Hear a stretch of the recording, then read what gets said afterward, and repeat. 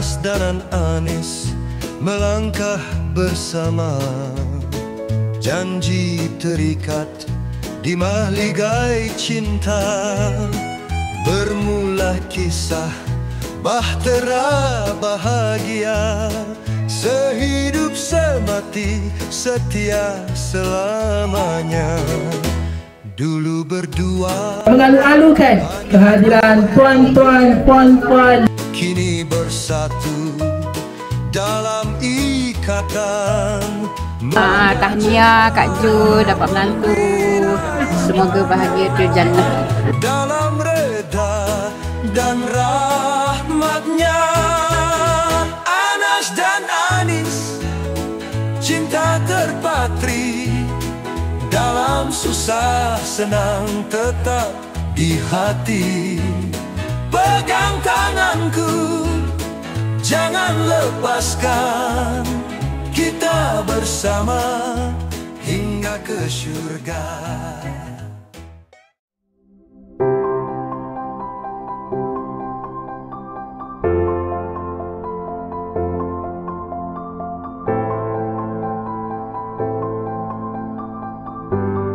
orang jauh dikenang-kenang hanya terkenang pada yang satu.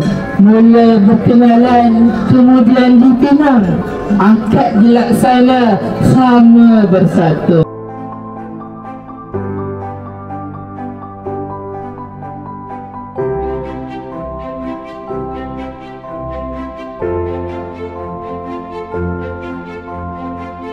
Dari mana pulai melayang? Dari paya turun ke padi. Dari mana datangnya sayang? Dari mata turun ke hati.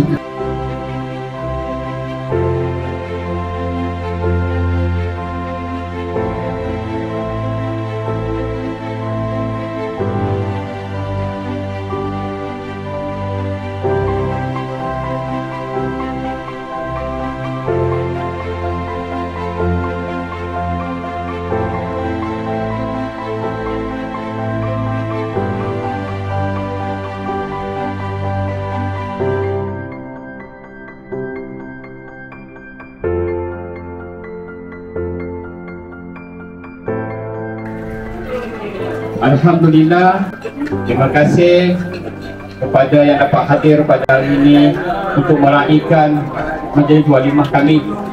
Saya sebagai wakil pemimpin mengucapkan banyak terima kasih kerana kemudian untuk semua sangat pada Anas, semoga menjadi suami yang baik.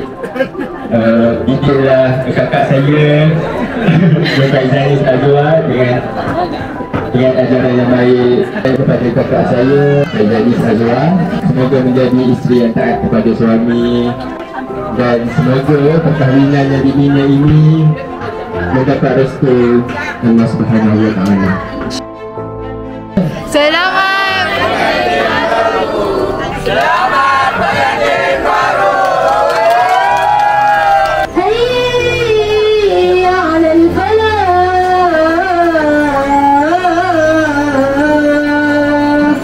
Terbaik berbahagia jadi keluarga sakinah mawaddah rahmah insyaallah.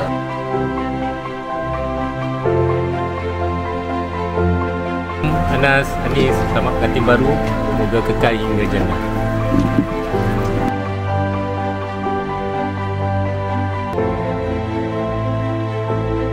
Selamat pengantin baru kepada Pak Sudamat.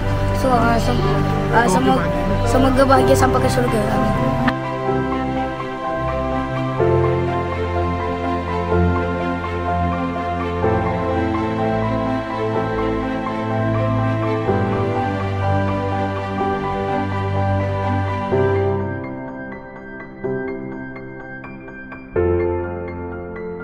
Selamat pengantin baru bagi anakku kedua mempelai. Nangis ke? Anas dan Anis, semoga berbahagia hingga ke jannah. Okay. Amin ya rabbal alamin. Selamat pengantin baru.